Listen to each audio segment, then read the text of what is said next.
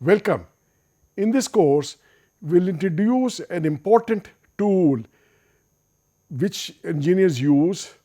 The tool is Similitude and the basis of approximations while doing calculations. In this first lecture, we will introduce the power of the similitude studies.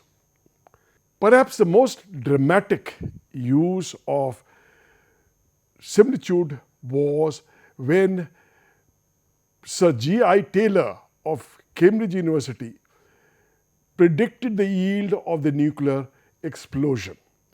The first explosion of an atomic bomb was a Trinity test in New Mexico, USA on July 16, 1945. It used an implosion device named the Gadget. Several years later, a series of pictures of the explosion along with a size scale and the timestamps were released and published in the popular magazine Time. Based on these photographs, the British physicist named G.I. Taylor was able to estimate the power released by the explosion, which was still classified at that time. Using purely dimensional arguments, he showed that the radius of the fireball should be given by r is equal to E t square by rho raised to power 1/5. From the release pictures, at time t is equal to 0.06 second, the radius of the shock wave was approximately 80 meters. Using the density of air as 1.2 kilogram per meter cube, this result gave the value of E, the yield of the nuclear weapon, as 100 terajoule, which is approximately 25 kilotons of TNT. This was very close to the actual yield of the atomic bomb and caused a controversy. We'll talk about that a little later. Other applications of similitude. Here is shown the Saturn-V rocket, which was used in the Apollo program to land the man on the moon. The actual rocket was 111 meter tall, weighed 2,800 tons, and the value of this was $1.5 billion in 2022 value. We had to be very sure that this rocket worked perfectly. And to ensure that this rocket worked perfectly, we couldn't afford to make a real rocket. So a lot of work was put into scaled models. A 1:50 scale model was made and was used in a wind tunnel to study the aerodynamics of this completely. There was also a larger model used to study the sloshing of fuel within the rocket. All these studies proved that the actual rocket, when built, would perform beautifully. And only then the rocket was made. Another application of similitude is in the industrial piping network. In any plant of making chemicals, there are a lot of pipes that are used to make the ingredients flow from one side to another. We worry about the pumping power required for pumping the fluid in these pipes. The pumping power required depends upon various parameters. The pressure that needs to be applied to a length of the pipe is a function of the length, the diameter of the pipe, the roughness of the walls, the density and viscosity of the fluid. Since we use pipes of various diameters and various materials and various thicknesses, do we do experiments on each different pipe to find out the pressure losses? No. The dimensional analysis comes to help. It can be shown that rather than delta P, the pressure difference being function of 5 parameters L, D, epsilon, rho and mu, we could non-dimensionalize and determine that this parameter is a function of this parameter, this parameter and this parameter. So instead of one dependent parameter being dependent upon 5 independent parameters, now we notice that one non-dimensional dependent parameters is a function of 3 independent non-dimensional parameters. This results in a lot of savings of effort. We can further show that delta P by rho g can be written as F times V square by AG divided by 2G into L by D, where F is a function of the first parameter, which those of you who have studied fluid mechanics will realize is the Reynolds number, and the roughness parameter epsilon by d. Now, the scientists discovered since F is a function of only 2 parameters, we could do the experiments and determine how does the function F vary with the parameters Reynolds number and epsilon by d, and produce one chart. Now, this chart can be used to predict the pressure differences required to pump the fluid in any pipe of any size at any flow rate. You calculate the Reynolds number, enter from here, go to the relevant epsilon by d, and on this scale you read the value of the friction factor. This results in a decrease in number of independent parameters, which represents a big saving. The above examples give a sample of applications of the first part of the course, that is the similitude. In the second part of the course, we will discuss how approximations are made to obtain solutions of complex problems in engineering. Let's introduce similitude a little further. Similitude refers to the property of 2 distinct systems such that from the experiments or analysis conducted on one system, we are able to predict results for the other system. The 2 systems could be one a model and the other a prototype. So by doing experiments on a model, which could be small or big, fast or slow, we can find out the result, or we can predict the result that will be obtained on the prototype. The 2 systems may be geometrically similar systems on different scales, or they may represent 2 entirely different phenomena. Mathematically, similarity refers to a transformation of variables that leads to a reduction in the number of independent variables that specify the problem. The beginning of the similitude is credited largely to William Froude, a British Admiralty officer who was charged with designing the ships with low resistance.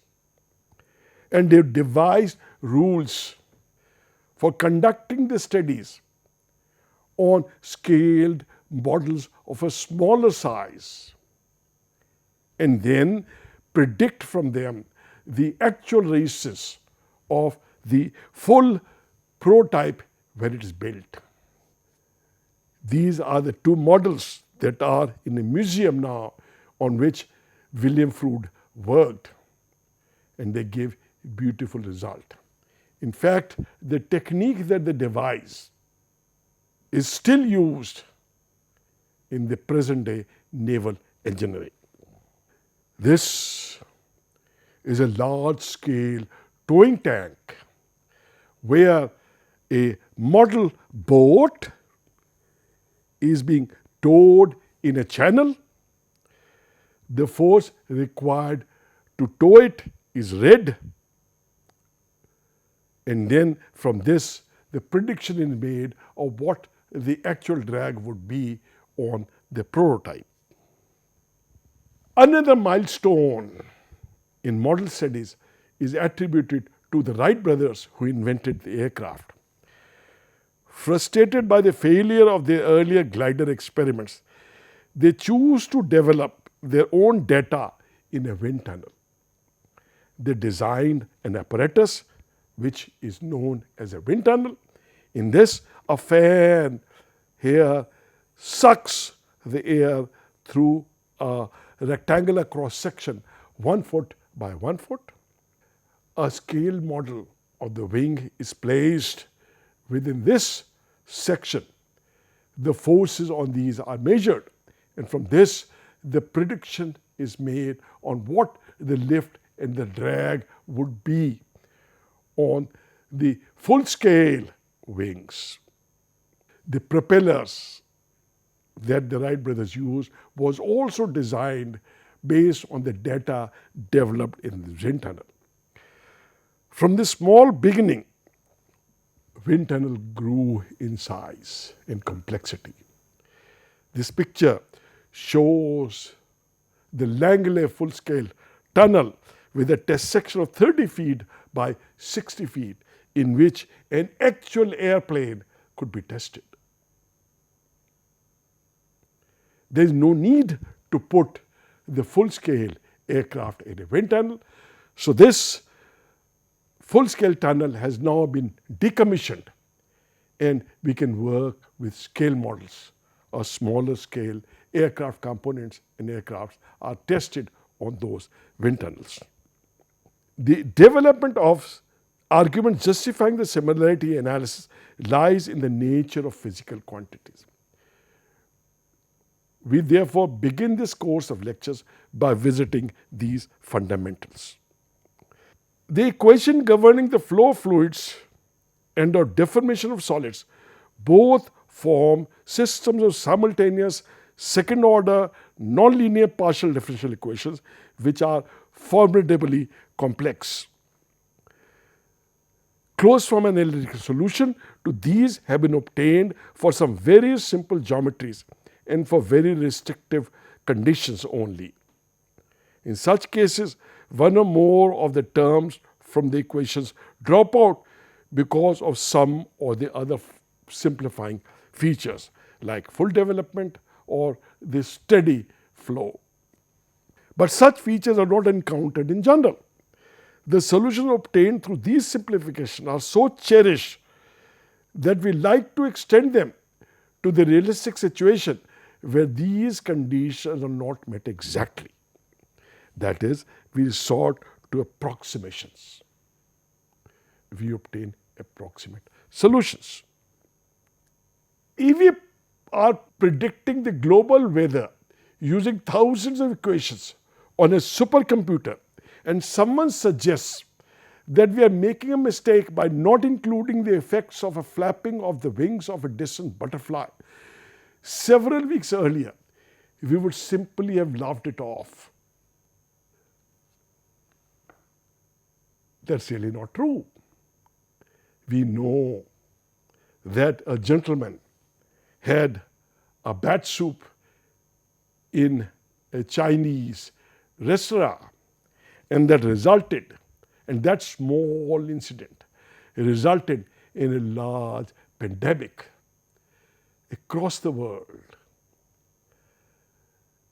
where the medical facilities ran short, where the cities have to be locked down, schools had to be closed, and the economy suffered drastically. So small causes not necessarily produce small effect. This picture here shows the vibrations of a double pendulum, and it randomly produces patterns, and these patterns can differ widely if the initial conditions change only a little bit.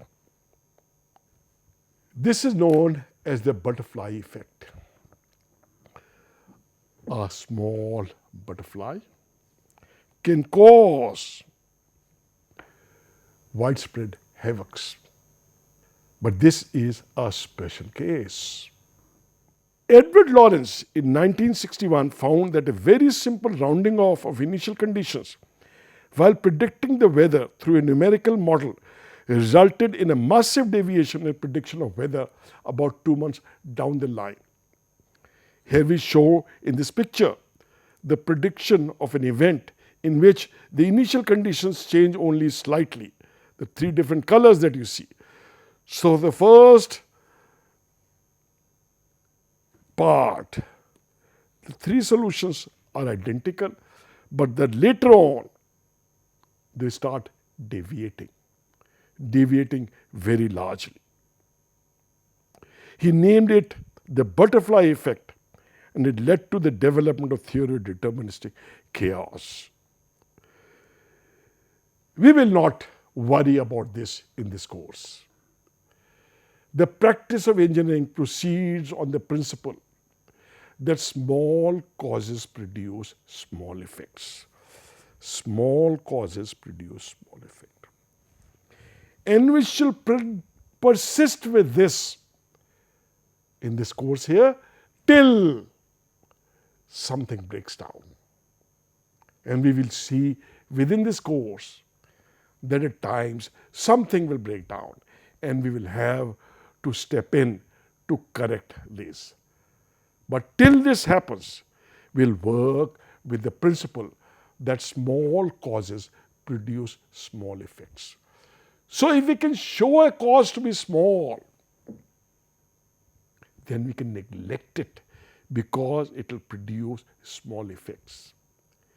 If viscosity is small, viscosity could be neglected and the fluid could be treated as inviscid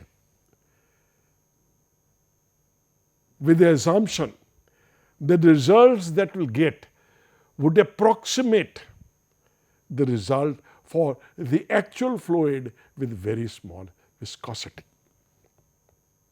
In order to establish which terms in the governing equation are negligible, the magnitudes need to be estimated. So if we estimate the magnitude of each term, then the magnitude that's small could be neglected. One very powerful method of making such estimate is to normalize each variable by scaling it with its characteristic value. We will spend considerable amount of time in explaining what the characteristic value is all about.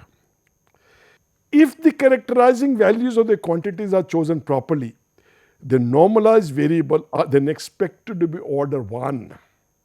That is, except at certain isolated points, the value of the transformed variables are expected to be neither very large nor very small compared to unity.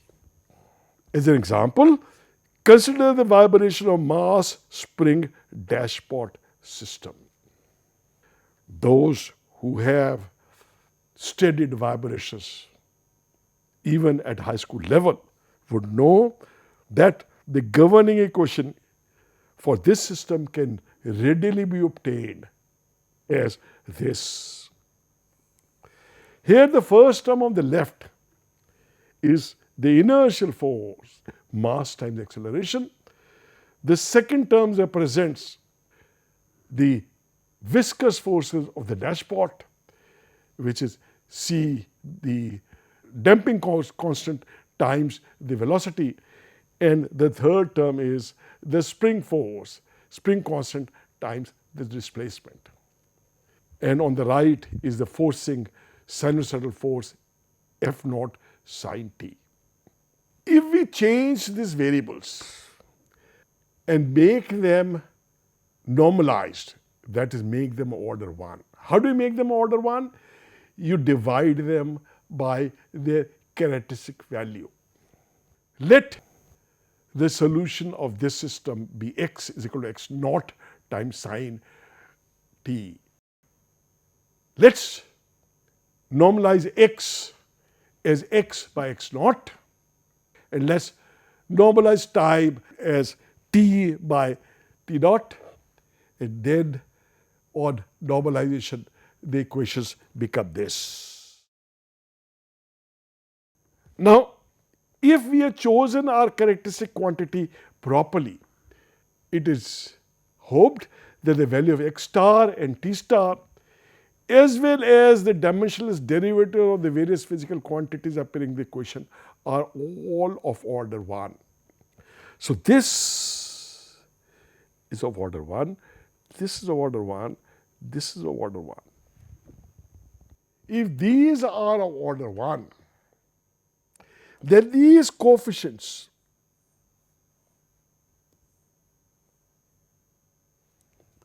represents the relative magnitude of the inertia and the viscous term compared to the spring force term.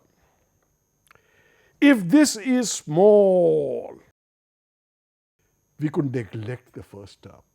Small compared to what? Small compared to the coefficient of the spring term, which is 1. So if this small compared to 1, then we could neglect the first term, the mass effect. If C omega by K, the coefficient of the second term, was small, then we could neglect the second term. That is, we could neglect the damping term altogether. And this would then act as a simple mass spring system with no damping. This is the basis on which the theory of approximations was developed.